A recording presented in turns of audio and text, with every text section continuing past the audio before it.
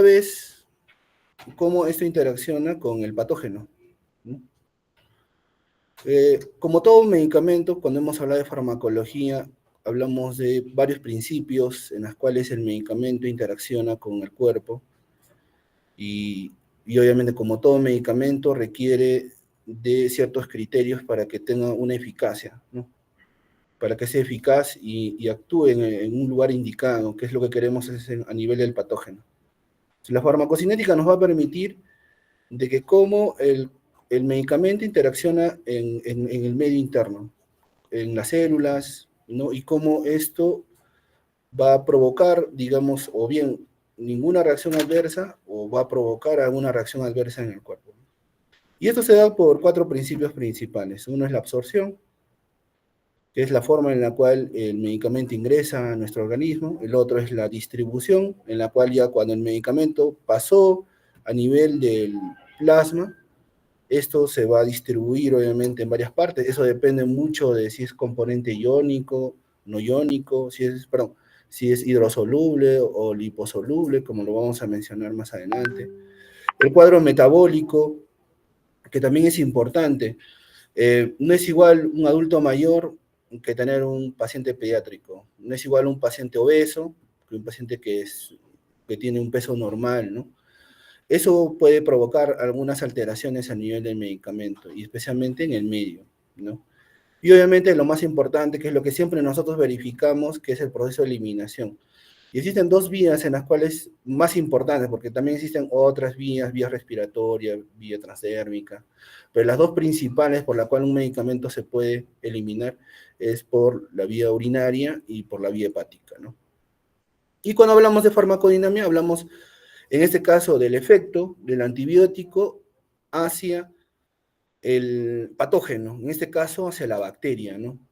Obviamente tenemos múltiples bacterias en las cuales provocan infecciones al microorganismo, entonces va a estar enfocado, obviamente, cuando hablamos de farmacodinámica, de todas esas simulaciones matemáticas, ¿no?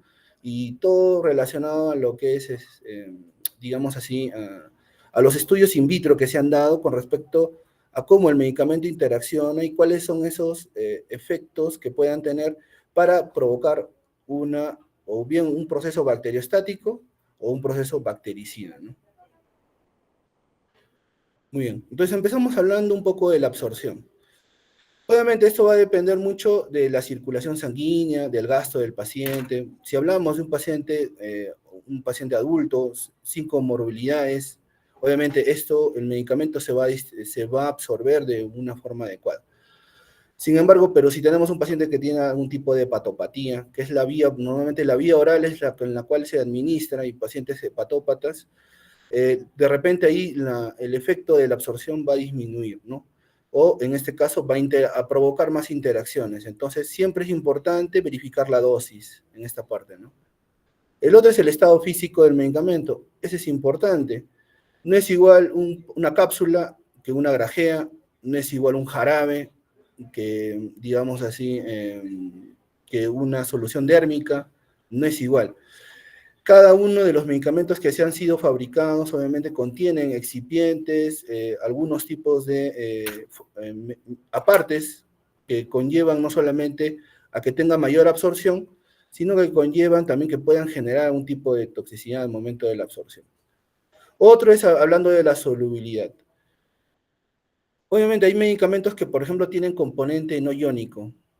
En el caso de los antibióticos, en su gran mayoría son de componentes iónicos. Eso quiere decir que tiene, de cierta manera, una posibilidad de que pueda ingresar con facilidad. Pero, sin embargo, esto cuando interacciona especialmente con el componente gástrico o cuando va directamente al sanguíneo, pueden provocar procesos en los cuales el medicamento cambia su compuesto y se provocan lo que nosotros llamamos profármacos, ¿no? Los profármacos son como medicamentos que cuando interaccionan recién por ejemplo, con la mucosa gástrica, ingresan y recién se vuelven en un fármaco de acción. Otra forma es la concentración del fármaco en el sitio de absorción, muy importante. La concentración del medicamento va a depender mucho de la dosis que nosotros vamos a dar. Y obviamente por la vía en la cual nosotros vamos a por nosotros vamos a disponer, ¿no? Entonces, la recomendación siempre tiene que darse de acuerdo al medicamento. Y este medicamento o bien es hidrosoluble o bien es liposoluble. Dependiendo de eso, la mejor vía es la que tú vas a optar para que el medicamento ingrese y se absorba con mayor importancia. Por eso acá hay medicamentos que, por ejemplo, son altamente hidrosolubles, que si tú le das por vía oral, la absorción es pobre. Un ejemplo, la vancomicina, por ejemplo. La vancomicina es un medicamento que es altamente hidrosoluble. Entonces, su vía por donde se va a eliminar normalmente es por la vía urinaria, pero cuando tú le das por vía oral, el medicamento se va a mantener en el lumen. Por eso que, por ejemplo, infecciones por Clostridium se les puede brindar vancomicina. ¿Por qué? Porque el medicamento se mantiene en el intestino. Entonces, podríamos utilizar, bueno, está recomendada en caso de infecciones por clostridioide, de casos severos, ¿no? O tóxicos que pueden indicarse, ¿no? Entonces, ¿es importante mantener la concentración? Sí. Por eso que depende de la vía. No es igual administrar un antibiótico por vía endovenosa, en la cual sí tenemos que hacer una corrección adecuada, que de repente utilizar la vía oral. Otro ejemplo es por el albendazol. El albendazol, que es un antiparasitario, se reabsorbe mucho mejor con la comida, por ejemplo, con los alimentos. Entonces, ¿por qué? Porque dentro de sus componentes permite que ese componente que les mencionaba del compuesto iónico o no iónico se convierta y facilite dentro de la mucosa gástrica o de la mucosa intestinal su absorción rápida, ¿no? Entonces, hay varios medicamentos que en realidad tienen mejor acción vía oral que, por ejemplo, vía endovenosa, ¿ya? ¿Por qué? Porque tienen la capacidad de volverse hidrosolubles o liposolubles cuando ingresan. Entonces, acá hablamos de los agentes hidrofílicos, que los mencioné en algunos, ¿no? En los más conocidos, dentro de ellos, los aminoglicósidos, la micacina, la gentamicina, la tobramicina, ¿no? Que son los medicamentos que normalmente lo utilizamos, por ejemplo, en pacientes que tienen infecciones urinarias, ¿no? Comunitarias, obviamente, ¿no? Lo utilizamos y podemos utilizarlo tranquilamente. ¿Por qué? Porque su concentración va a estar más embarcada a nivel de la orina, ¿no? Entonces, por la vía renal, como ustedes ven, no va a haber ningún cambio en su concentración. Entonces, el efecto que va a provocar es mucho mayor en una vía urinaria que, por ejemplo, si yo, por ejemplo, en una neumonía, por ejemplo, ¿no? Si yo lo quiero indicar, por ejemplo, un aminoglicósido en neumonía, es poco probable que no le va a provocar ningún beneficio porque el componente hidrofílico hace que el medicamento se elimine por vía renal. Algunos betalactámicos, como por ejemplo los carbapenémicos.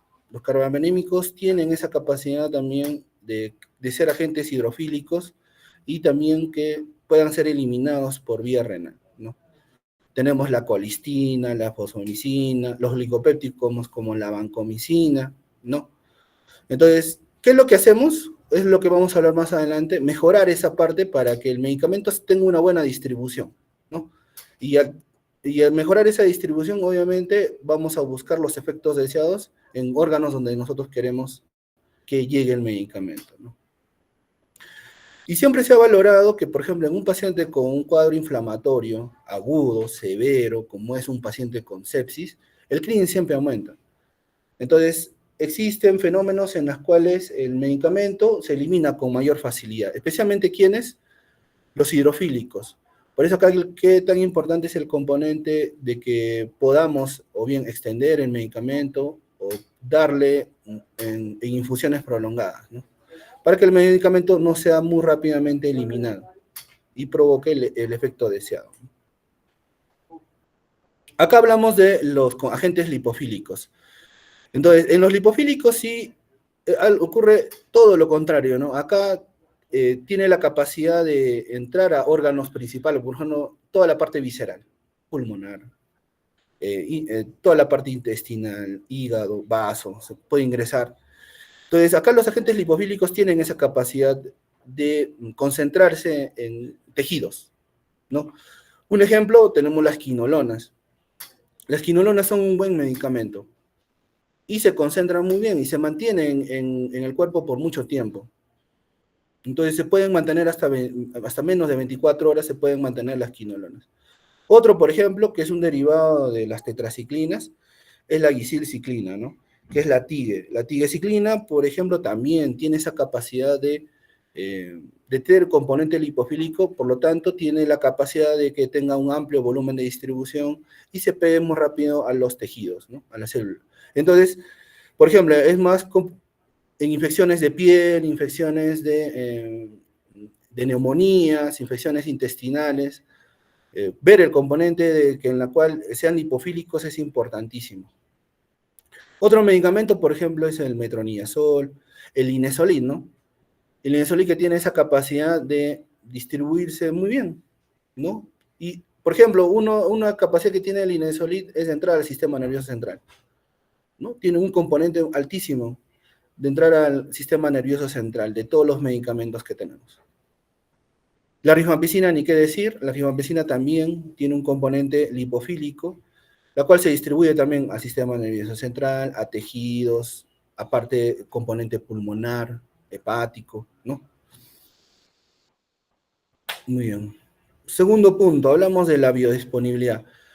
Cuando hablamos de la biodisponibilidad, hablamos de un grado de fraccionamiento de una dosis del medicamento. O sea, es la relación que existe entre, puede ser cualquier vía de administración, puede ser oral, subcutánea, intramuscular, versus la parenteral. ¿Qué es la parenteral? Es la vía en la cual yo administro vía endovenosa, ¿no? Esa es la forma, más o menos, que podemos determinar la biodisponibilidad. Entonces, hay medicamentos que, por ejemplo, si yo le doy vía oral, tienen baja biodisponibilidad, ¿no? Hay medicamentos que, obviamente, si yo le doy vía endovenosa, tienen un 100% de biodisponibilidad, ¿no? Pero acá el componente es utilizar la vía endovenosa versus cualquier otro componente que no tenga vía parenteral, ¿ya? En este caso puede ser vía oral, ¿no? O vía, por ejemplo, transdérmico, que también se puede dar. O vías localizadas en algún punto específico del cuerpo, ¿no?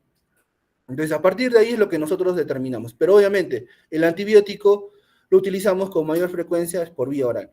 Entonces, cuando hablamos de biodisponibilidad, hablamos de la relación entre la forma de administración que es vía oral versus la vía parenteral, ¿ya? Como ustedes ven ahí, los que tienen mayor biodisponibilidad son, por ejemplo, algunas derivados de penicilina, como la amoxicilina, por ejemplo, medicamentos como algunas cefalosporinas de primera, segunda generación. Las quinolonas tienen una buena biodisponibilidad, o sea, llegan más del 90%, o sea, absorben mucho mejor por vía oral que tanto por vía endovenosa. Otro medicamento, el fluconazol, el Linezolid, que también lo hemos mencionado, que es lipofílico, ¿no? Los que tienen parcialmente buena biodisponibilidad, tenemos algunas cefalosporinas de tercera generación, algunos medicamentos antivirales, la nitrofurantoína, por ejemplo. Por eso que anteriormente la nitrofurantoína se utilizaba a dosis altas, ¿no? Sin embargo, el efecto no provocaba más efectos adversos, por lo que tanto ahora las guías recomiendan, por ejemplo, bajar la dosis de nitrofurantoína en infecciones urinarias, ¿no? Solamente para que provoque la mínima concentración bactericida a nivel de la orina, ¿no? Y los que tienen pobre biodisponibilidad, o sea que si tú le das vía oral no van a ingresar al torrente sanguíneo, hay lo que les mencioné, ¿no? La vancomicina, por ejemplo. Ahí tenemos el aciclovir. Por eso que el aciclovir, si lo queremos utilizar vía oral, tenemos que subirle la dosis. O bien aumentarle más el tiempo o aumentar más la dosis. Especialmente, por ejemplo, en pacientes inmunocomprometidos, ¿no? Tenemos que aumentarle la dosis para mejorar la absorción, ¿ya? O perdón, para que lleve mayor concentración de absorción. Entonces, mira, acá tenemos varias patologías, por ejemplo, infecciones de piel, tenemos neumonías adquiridas en la comunidad, en las cuales se puede utilizar algunos medicamentos, como por ejemplo la doxiciclina, el levofloxacino, en casos atípicos, por ejemplo. En caso de celulitis, ya hemos hablado, ¿no? Las cefalosporinas de primera generación son las que van a la cabeza para dar tratamiento a la celulitis, ¿no? ¿Por qué?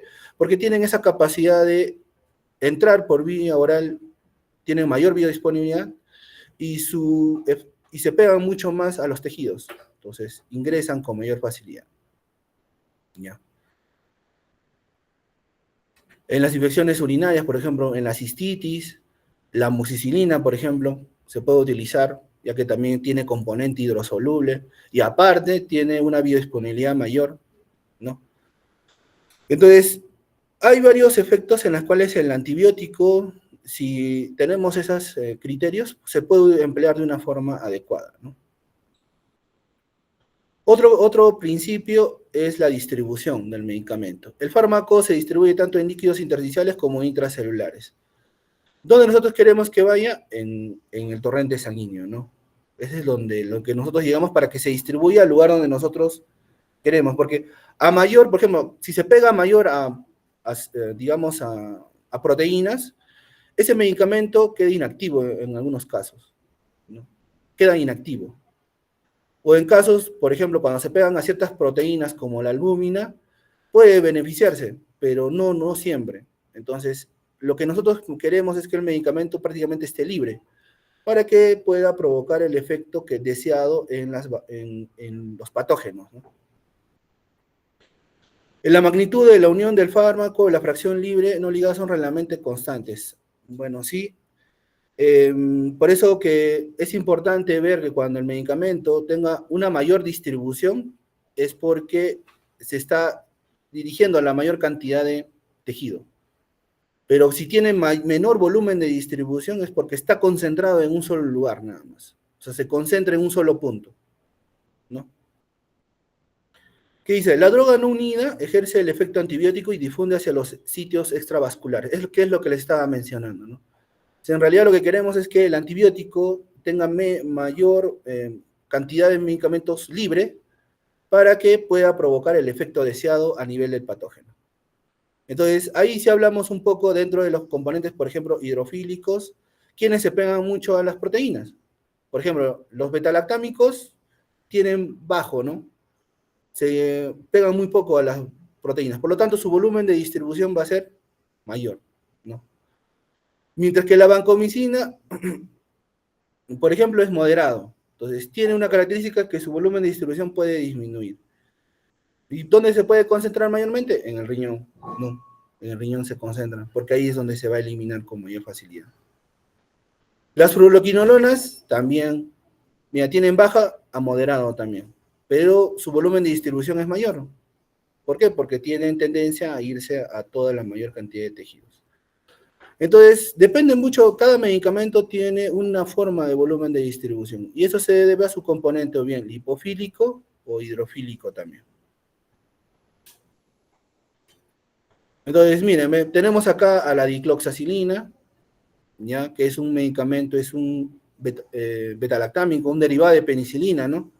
Que tiene alta unión, por ejemplo, hacia las proteínas. Y los que tienen baja unión, por ejemplo, tenemos a los aminoglicósidos, como la gentamicina, la tobramicina, por ejemplo, la colistina, por ejemplo, ¿no? Los que tienen moderada unión, un ejemplo, el astronam, el cloranfenicol, lo que les mencioné, las quinolonas, ¿no? Tienen moderada unión, pero estos de aquí, por ejemplo, prácticamente al unirse, pierden esa capacidad de provocar el efecto deseado del medicamento, ¿no? Entonces siempre hay que tener en consideración esto. Muy bien, y en la parte metabólica, importante, ¿no? En la parte metabólica es saber muy bien cuáles son los órganos que cumplen la parte del metabolismo. Entonces, normalmente el hígado es el encargado. ¿Por qué? Porque el hígado es, digamos así, el que va a seleccionar a través de un proceso de reducción, como se menciona ahí, ¿no?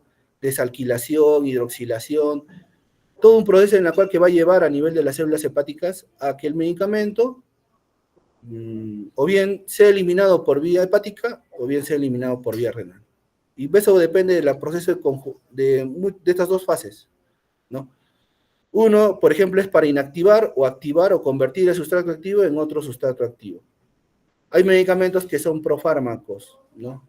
Por ejemplo, el cefiderocol, que es su último medicamento, es como tipo un profármaco, ¿no?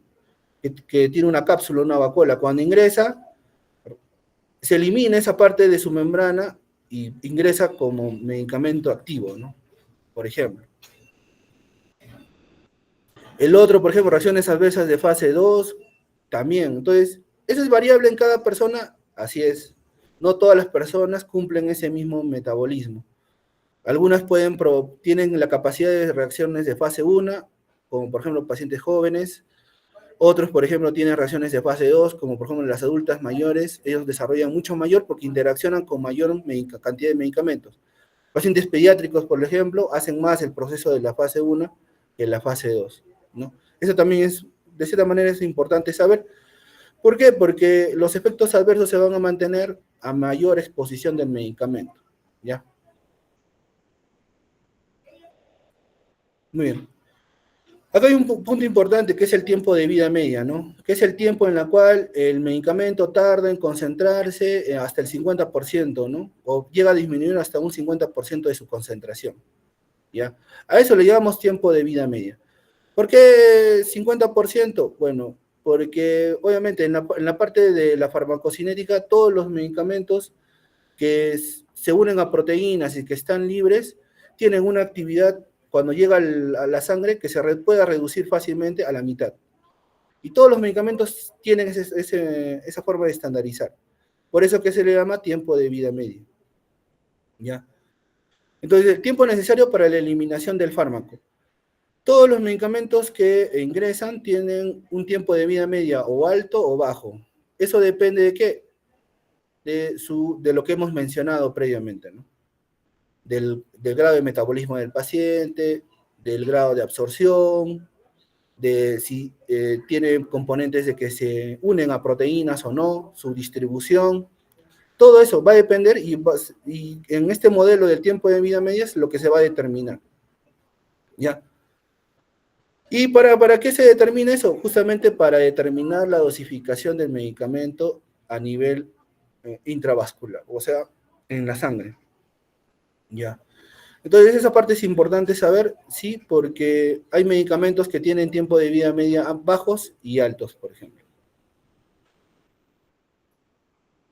Entonces, acá más adelante vamos a hablar de esto de aquí, ¿no? Del perfil de concentración en el tiempo, porque esa parte justamente, el tiempo de vida media, como engloba todo lo que les he mencionado, ya vienen los modelos de la parte de la farmacodinámica, de la parte de la interacción del patógeno con el antibiótico, ¿ya? Como por ejemplo darle una sola dosis endovenosa, como darle una sola dosis vía oral, o darle múltiples dosis, ¿no? Ahí te menciona, por ejemplo, cómo va la curva y de acuerdo a eso el tiempo de vida media sube y baja constantemente.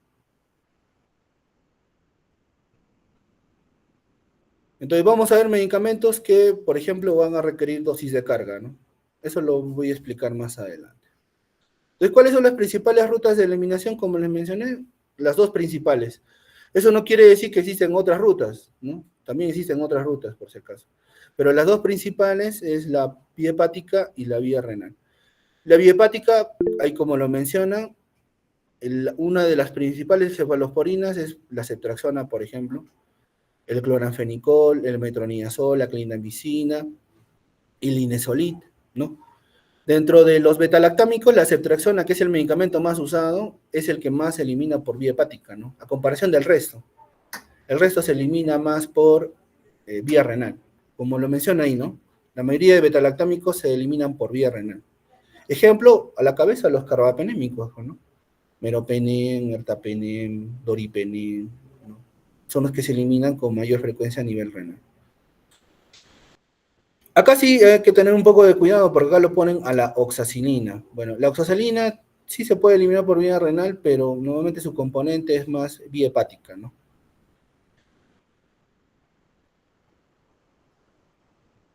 Muy bien, y un dato importante dentro de lo que es la depuración renal es saber el estado de filtración, el clearance renal que le llaman, ¿no? Y eso es importante, sí, es importantísimo saber. El clearance renal va a depender obviamente de patologías renales y también va a depender del estado del grado de inflamatorio que se encuentra el paciente o también va a depender de la edad del paciente, ¿no? Eso obviamente a través de estas fórmulas, que es el de Crocot y de Gould, es la que se determina a partir de la edad, sexo. como es la depuración o el clearance renal, ¿no? Obviamente existen otros mucho más simples, como el CK de EPI, que normalmente lo utilizamos con mayor frecuencia, que solamente determinan dos aspectos, que es la edad y lo que es la creatinina sérica, y la cual a través de una fórmula te da más o menos una cantidad de clearance renal, ¿no? Pero como ustedes ven ahí, es muy variable. Entonces, normalmente utilizamos el CKD-EPI nosotros porque es más fácil de implementar, pero siempre hay que tener cuidado en pacientes que tienen, por ejemplo, o están en estado shock séptico, sepsis, o pacientes adultos mayores, o también pacientes obesos, ¿no? Siempre hay que tener ese criterio de cómo utilizar el clearance renal y ver si realmente el paciente o reducimos la dosis o lo mantenemos, ¿no? Muy bien, entonces, consideraciones farmacocinéticas y adaptaciones de regímenes de dosificación. Muy bien, entonces, por ejemplo, si existe un volumen de distribución mayor, hay un aumento de la clínica renal. Entonces, por ejemplo, tú puedes mejorar esa parte haciendo dosis de carga o incrementar la frecuencia, por ejemplo. En la parte, si tú quieres mantenerlo en sangre. Si tú de repente quieres mantenerlo en algún órgano principal, como los pulmones, por ejemplo, incrementar las dosis, ¿no? Si de repente hay inflamación, hay necrosis, de repente podrías implementar o incrementar las dosis. Igual en hueso, en sistema nervioso central, especialmente en sistema nervioso central, lo que hacemos es aumentar, ¿no? Ya que hay una alteración a nivel de la barrera hematoencefálica, lo que podríamos es aumentar, y es lo que hacemos, aumentamos las dosis para que el medicamento llegue, penetre mayor a la barrera hematoencefálica. Bueno, hay dos términos que se utilizan con mayor frecuencia dentro de lo que es la parte de la farmacocinética. Lo que es el término de bariostático y bactericida. ¿Ya? Bacteriostático, que se inhibe el crecimiento de los organismos, y bactericida es que lo mata. O sea, lo mata y por lo tanto no se reproduce, ¿no? No se reproduce el microorganismo, en este caso el patógeno. Y bueno, te ponen dos listas, ¿no? En la actualidad, bueno, es un término que poco se está usando, ya que normalmente en modelos en vitro o en vivo se está viendo de que no hay mucha diferencia, si es bacteriostático o bactericida. Pero digamos así, por términos académicos podemos implementarlo, ¿no? Ya que esto ha sido por simulaciones, ¿no? Entonces, bactericida, por ejemplo, los aminoglicósidos, los betalactámicos, las fluoroquinolonas. En el otro lado, los bacteriostáticos, como la diacilciclina, lincosamidas como la clindamicina, los macrólidos, ¿no? Que lo que hacen es bajar hasta la parte de la concentración bactericida, ¿no? O bacteriostática, perdón. Muy bien. En esta última parte vamos a hablar lo que es la farmacodinámica. Y para eso hay que saber más o menos qué es la concentración mínima inhibitoria, ¿no? Como su propio nombre dice, ¿no? Concentración mínima inhibitoria. Es la concentración en la cual el germen se inhibe en su reproducción. Cuando le das a una dosis estandarizada para que la bacteria deje de reproducirse, ¿no? En zona in vitro. A eso nosotros le llamamos concentración mínima inhibitoria. ¿Y también para qué te sirve? Bueno, a partir de eso te sirve justamente cuando interacciona el medicamento con el patógeno para determinar si tiene este medicamento que yo voy a utilizar, viendo las concentraciones mínimas inhibitorias, o va a tener un éxito al darle un tratamiento, o va a tener un fracaso cuando le doy el tratamiento. O sea, y para eso se determina si es sensible o si es resistente. Si es sensible, utilizando las concentraciones mínimas inhibitorias, lo que te está diciendo es que si al utilizar este medicamento tienes un alto éxito de que trates al paciente y salga del cuadro infeccioso. Pero si tú tratas viendo que la concentración mínima te dice que es resistente, tienes alto fracaso al utilizar ese antibiótico. Entonces, cuando utilizamos esos términos de sensible y resistente, nos referimos a esos dos puntos. ¿Ya? ¿Cuáles son las limitaciones? Obviamente, el cuerpo, el organismo es muy variable en cada uno, ¿ya? Entonces, el medio, si es ácido, si hay componente anaeróbico, ¿no? Depende mucho del medicamento, del fármaco, como si tiene unos excipientes adecuados, ¿no? Pero esa parte, por ejemplo, no lo determina en la parte de la farmacodinamia.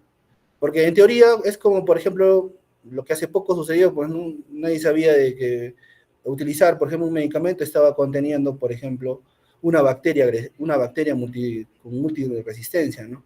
Normalmente nosotros nos basamos en la evidencia de que ese inserto ya tiene características científicas comprobadas, con alta calidad, que nos indica que ese medicamento se puede utilizar en los estudios que nosotros tenemos. Porque no se olviden que estos estudios son de simulación in vitro, o sea, no son en vivo, ¿ya?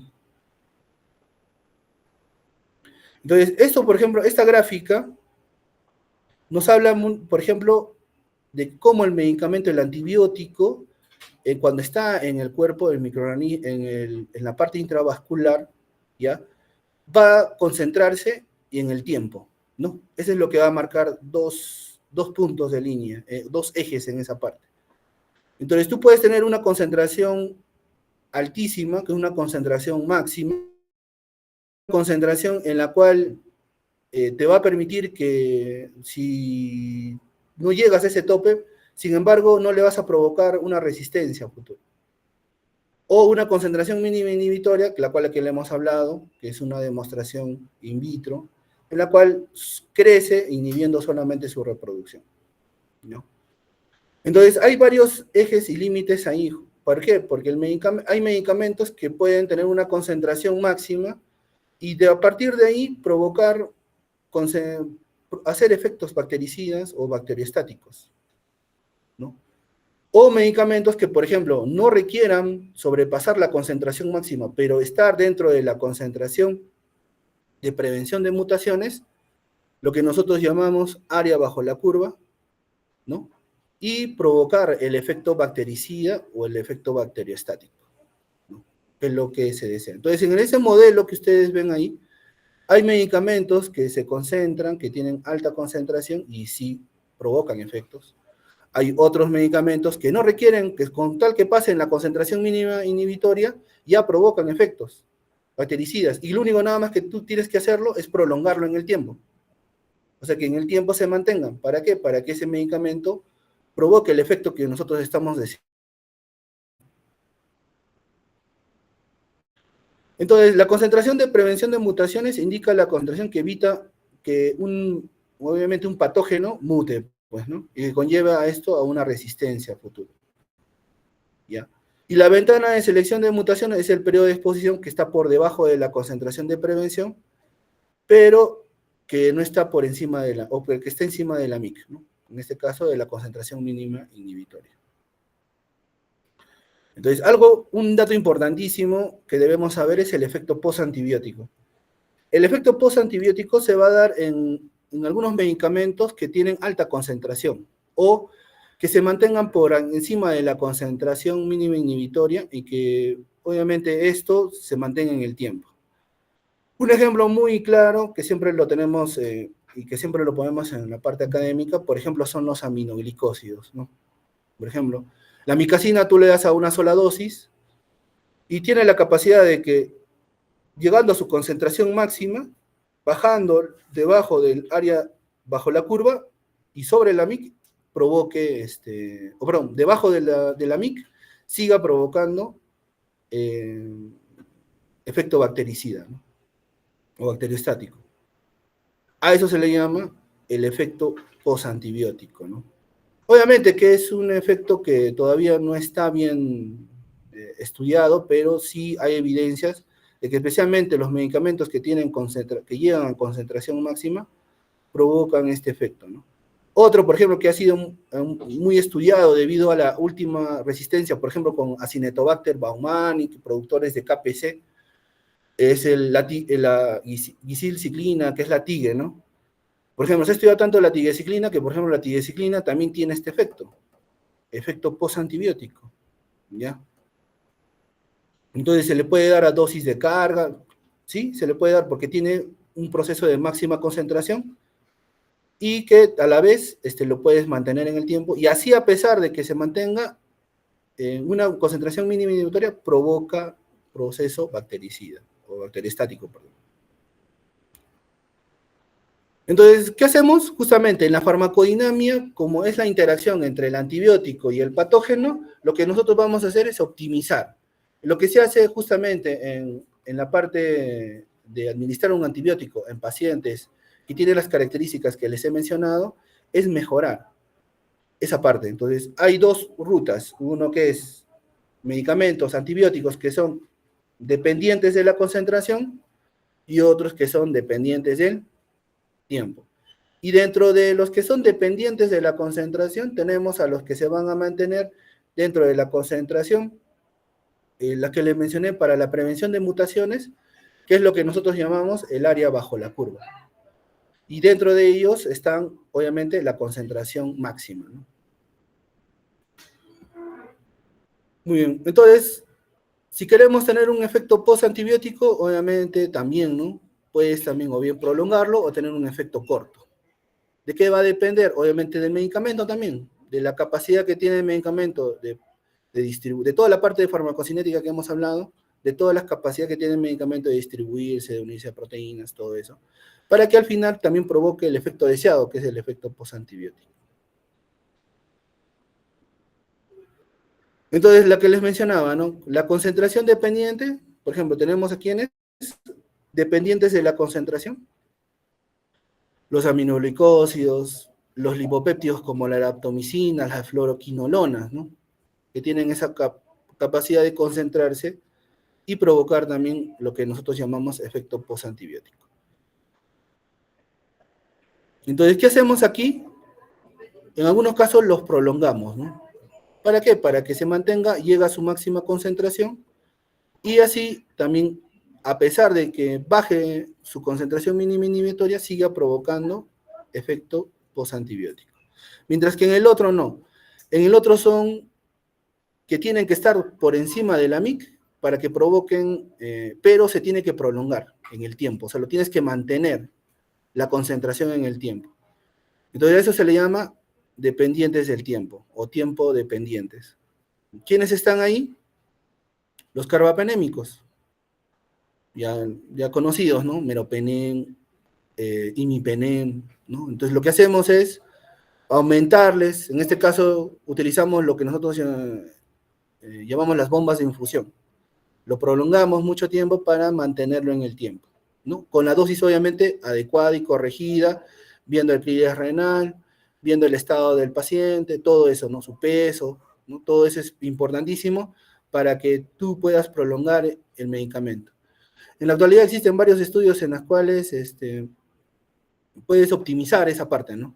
Prolongarlo, por ejemplo, no de 2 a 3, sino puedes prolongarlo de 4 a 5 horas para mejorar justamente el efecto bactericida que tiene el medicamento.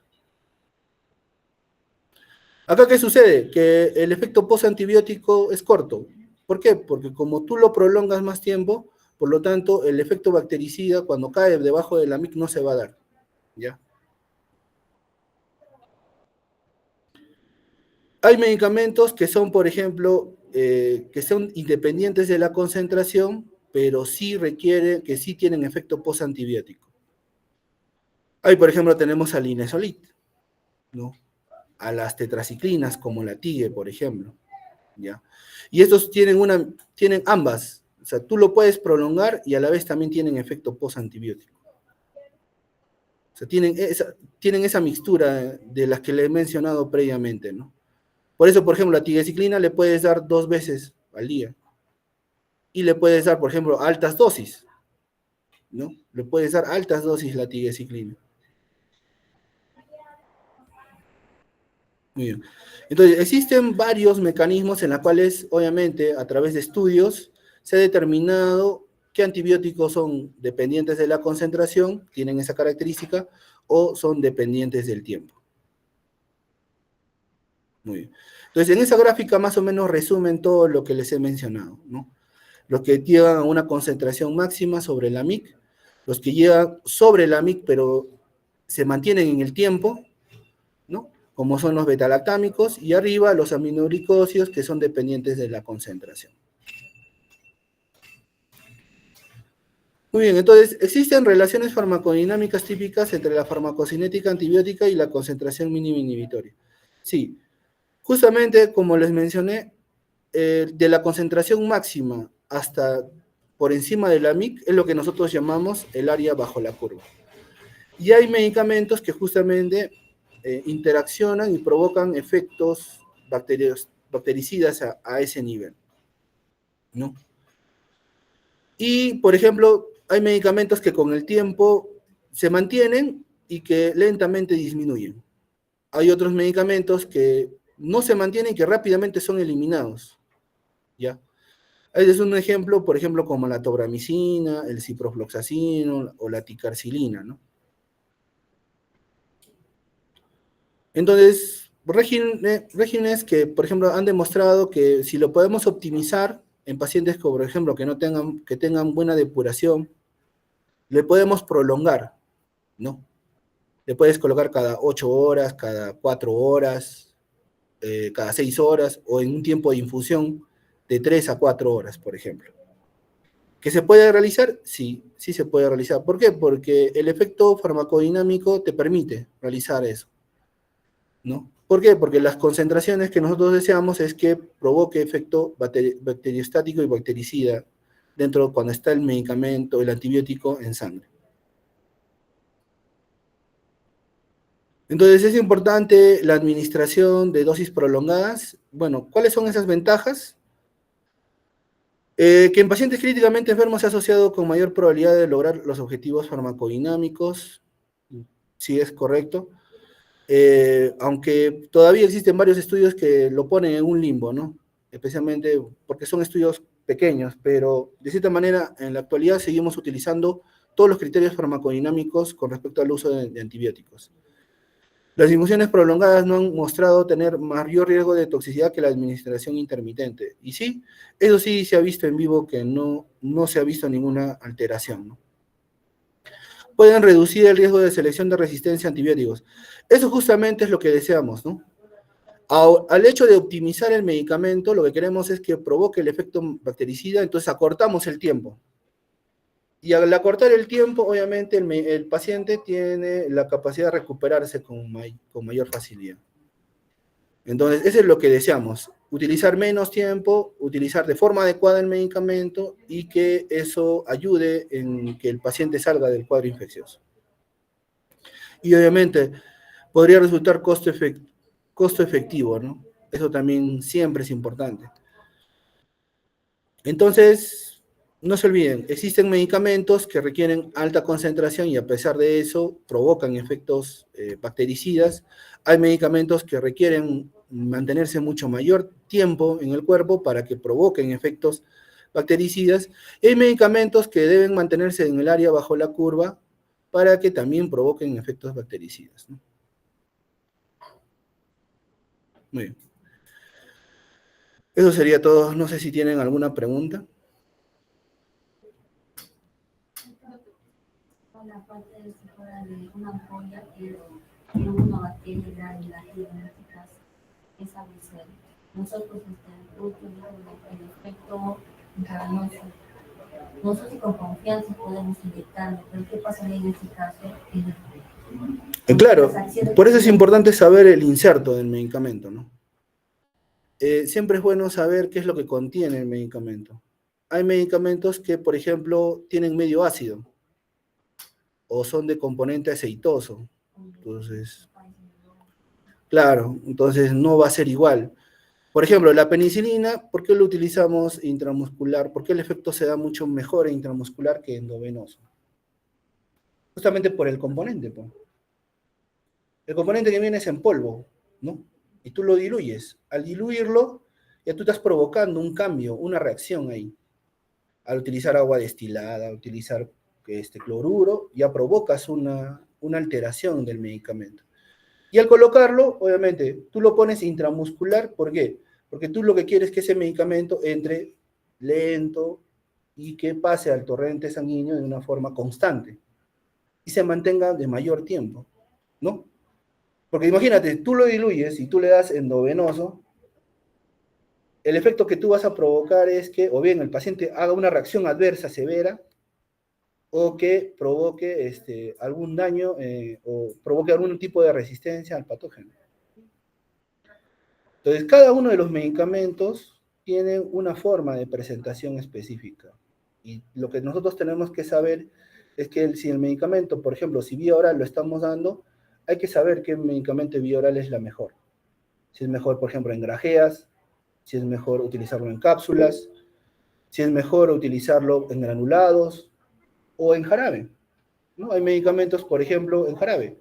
¿Por qué? Por ejemplo, los antiácidos, ¿por qué normalmente son en jarabe? Justamente porque tú quieres es un efecto que provoque la desinflamación de la pared de la mucosa, ¿sí o no? Ya, entonces, algo parecido es con los antibióticos. En los antibióticos, lo que tú quieres es el efecto que el medicamento que tú vas a usar tenga las especificaciones del inserto para que ese medicamento que tú vas a utilizar sea el óptimo. O sea, yo no voy a colocar a un paciente que utilice un medicamento si yo no sé qué tipo, cuál es el componente externo que tiene ese medicamento. La importancia de que hay que saber qué diferencia hay de una grajea, de una cápsula, de una tableta. ¿Por qué? Porque a partir de eso es lo que tú le vas a decir, ah, no, mejor utiliza cápsula, mejor utiliza tabletas. ¿Para qué? De repente vas a querer fraccionarlas. Hay tabletas que, por ejemplo, sí los puedes partir, ¿sí o no?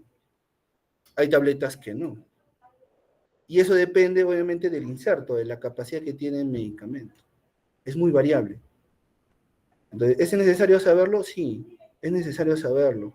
En teoría, los que se encargan de esa parte son los de farmacia, bueno, el químico farmacéutico es el que se encarga de verificar toda la parte del excipiente, de la calidad del medicamento. Lo que a nosotros sí nos tocaría es saber qué medicamento es el ideal para un paciente que tiene tal patología infecciosa. Nada más. Ajá.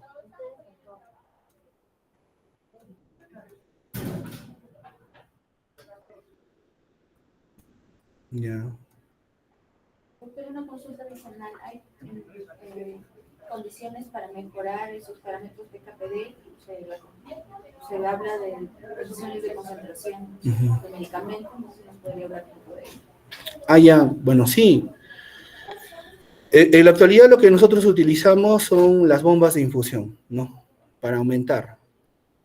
En la actualidad ya existen varios estudios relacionados con la bomba de infusión. Sin embargo, su limitación depende cómo, digamos así, la forma en la cual se administra, ¿no? Entonces, si utilizamos, no es igual utilizar, por ejemplo, una bomba de infusión que tú lo dejes a goteo, por ejemplo. No es lo mismo, ¿no? Porque tú lo que quieres es que el medicamento, cuando tú le das a infusión, que el medicamento llegue constantemente en un tiempo determinado. Si tú lo dejas a goteo, por ejemplo, ese medicamento se pierde. ¿Por qué? Porque cada gota de concentración no es la misma. Por ejemplo, entonces no es igual que yo lo deje a goteo que lo deje en infusión. En la infusión nos ayuda bastante en esa parte.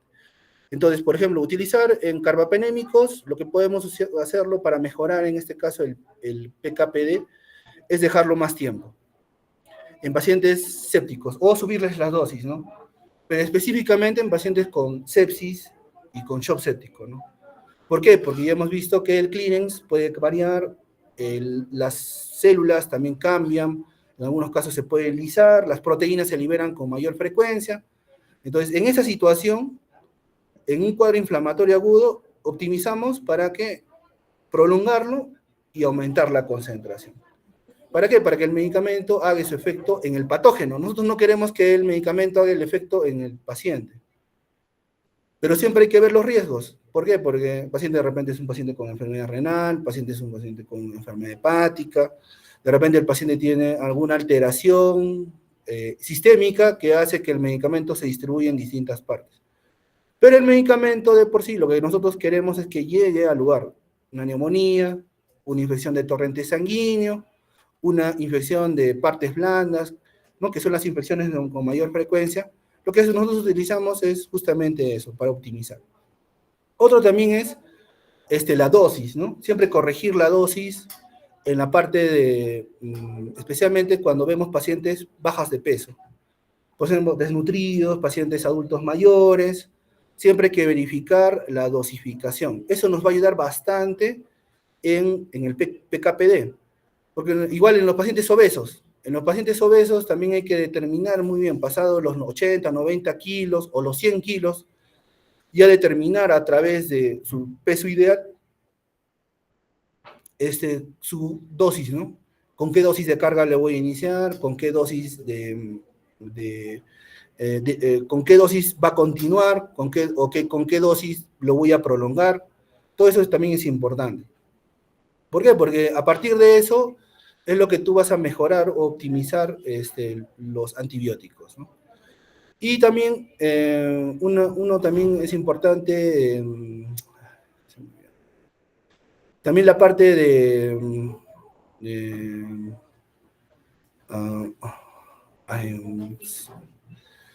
se me olvidó. Pero, o sea, son 3 ítems que uno tiene que valorar. Uno es el paciente, y el otro es justamente evitar utilizar con mayor frecuencia medicamentos con gran espectro, ¿no? Eso también sería, bueno, no está parte de la farmacodinámica, pero no es siempre nos hablan de utilizar el medicamento de un espectro reducido al inicio. Siempre utilizar medicamentos de espectro reducido. Y a partir de eso, optimizar el medicamento, ¿no? Viendo, obviamente, a través de un tratamiento de elección, cuáles son los gérmenes más frecuentes, ¿ya? Y siempre un espectro reducido. A partir ya, obviamente, los cultivos, a partir de mejorar y utilizar los medicamentos que sí son dirigidos a ese patógeno, ¿no? La parte de dosificación, esa sería la parte cuando el paciente, digamos, es una paciente de tercera o está de esa sería la parte cuando está entrando una persona en el examen físico. Claro, eso se determina desde el momento que ingresa el paciente. Claro, nosotros ya sabemos peso, talla, todo del paciente. Y aparte de un paciente prostático, en ese caso, ¿en qué caso se prefiere un antibiótico hidrofílico pero su poca penetración tisular? ¿En un paciente qué? Prostático. Con un problema prostático, que tenga una uropatía obstructiva. Siempre lo que se tiene que priorizar es la infección donde está localizada. Claro. Si está en piel, utilizamos medicamentos que llegan mejor a piel, ¿no? Si está en pulmón, utilizamos medicamentos que llegan mejor a pulmón. Si está en abdomen, medicamentos que llegan mejor a abdomen, ¿no? Por eso que normalmente siempre les menciono de que, por ejemplo, hay medicamentos dentro de los betalactámicos, que normalmente es de mayor uso, que hay medicamentos betalactámicos que llegan muy bien a piel. Por eso que son tratamientos de elección inicial. Hay medicamentos dentro de los betalactámicos y dentro de las cefalosporinas que llegan muy bien a abdomen. Se distribuyen muy bien a abdomen y a nivel pulmonar. Y se puede utilizar de forma adecuada. Entonces, de cierta manera, utilizar un tratamiento de elección de espectro reducido también nos garantiza también que no hagamos mutaciones en los pacientes, ¿no? Que no provocan infecciones, ¿no? ¿Alguna vez haya tenido una experiencia que haya tenido que ir a un colega o alguien para poder consultarle alguna duda a usted que tenga tenido? Ah, claro, siempre. Siempre tenemos. También, claro. Por los químicos farmacéuticos tenemos mayor comunicación. Claro. Sí, tenemos bastante comunicación. Ellos son activos en nuestro comité, ¿no, doctora? Así es, son muy proactivos en esa parte. ¿Alguna pregunta, chicos? No sé si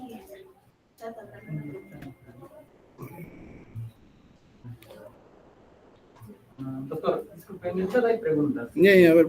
Están señalando. Vamos a elegir algunas. Buenos días. ¿Hay algún modo de que la suplementación de nutrientes, como alguno en específico, contraindique los fármacos antibióticos? ¿Se refiere a fórmulas? ¿A fórmulas poliméricas se refiere? No, no va a haber ningún cambio. De repente, si el paciente tiene, de repente, si está en cuadro séptico, shock séptico, en ese caso sí es variable la nutrición, ¿no? ¿Por qué? Porque el paciente que está en un estado crítico prioriza lo que son los órganos esenciales y a veces sustrae irrigación, por ejemplo, de la parte gastrointestinal, ¿no? Entonces, puede ser que si tú le das vía oral, el medicamento no te va a ayudar, ¿no? De nada, o sea, por eso es que se utiliza la vía endovenosa. Pero la parte nutricional es importantísima, sí, es muy importantísima la parte nutricional, porque son aportes proteicos, mm, para liberación, para eliminar la mayor cantidad de radicales libres. Aunque obviamente ahorita no hay un estudio demostrado, pero sí el hecho de que un paciente baje rápidamente de peso tiene alta mortalidad, ¿no? O sea, creo que hay estudios de que, por ejemplo, si tienen pacientes con hipoalbuminemia severa, tienen mayor riesgo de hacer pacientes con sepsis que fallezcan, ¿no? Hay algunos estudios que, por ejemplo, que demuestran eso. Pero por eso, ahora, garantizar la nutrición es parte de ese proceso, pero las fórmulas poliméricas siguen siendo parte de eso, ¿no? Utilizar cualquier tipo de polímeros también nos ayuda bastante. Pero digamos, utilizarlo con pacientes que tienen o sea, que tienen operaciones gástricas, ahí sí se valoraría, ¿no? Utilizar una vía oral o utilizar una vía endovenosa. Obviamente, lo que tú utilizarías con mayor frecuencia sería la endovenosa porque optimizarías, en este caso, en una situación particular, el medicamento y así que el paciente no tenga una infección o una patología infecciosa. Acá hay otra pregunta también en el servicio. ¿Qué alteración se produce al asociar lidocaína junto a la penicilina bisatínica? Ah, ya, sí, cuando lo diluimos. Lo único nada más que lo vuelve, lo vuelve más aceitoso, es lo único, lo vuelve mucho más espeso. Y lo único que va a hacer es, lo que va a hacer es que la lidocaína ser un componente iónico, de repente lo va a cambiar. Pero de ahí no le va a provocar ninguna alteración en su mecanismo de acción. Porque al final lo que tú deseas es que el medicamento ingrese al torrente sanguíneo. Y la última, creo, doctor. ¿Algún efecto adverso de la administración de la anfotericina B con calium juntos? ¿Hay alguna interacción farmacológica? Utilizarlo Con diferentes vías, como dicen. Ya, no, la anfotericina es un medicamento altamente hidrosoluble, ¿no? Y que requiere alta concentración, o sea, se concentra muy bien en torrente sanguíneo porque se pega poco a lo que es las proteínas. El problema es cuando utilizamos otros excipientes. Se ha visto que, por ejemplo, utilizar en cloruro de sodio se precipita y el hecho cambia su pH, se solidifica y no, prácticamente el medicamento se pierde. En utilizar en agua destilada sí se podría utilizar. Por eso que nosotros lo utilizamos normalmente en dextrosa, ¿no? Lo utilizamos en dextrosa, prácticamente sin ningún componente. Ahora, utilizarlo con otros componentes, el riesgo de que eso se pueda precipitar es altísimo. Entonces, normalmente eso va solo. La anfotericina lo utilizamos en una vía sola, sin otro suplemento. Y para eso sí utilizamos otras vías, otra vía periférica o utilizamos otra, digamos así, otro catéter, por decirlo de esa manera, ¿no? Para que el medicamento entre solo. En realidad sería ideal utilizarlo con agua destilada, porque como no hay ningún componente ahí, ingresa, ¿no? Pero la dextrosa, por ejemplo, se ha visto que no le provoca ninguna alteración. El azúcar, por ejemplo, no le provoca ninguna alteración. Entonces, más bien lo permite que se diluya dentro del frasco, así permite que cuando pase, su concentración sea la adecuada, ¿no? Gracias, doctor. Ya, ok, gracias con ustedes.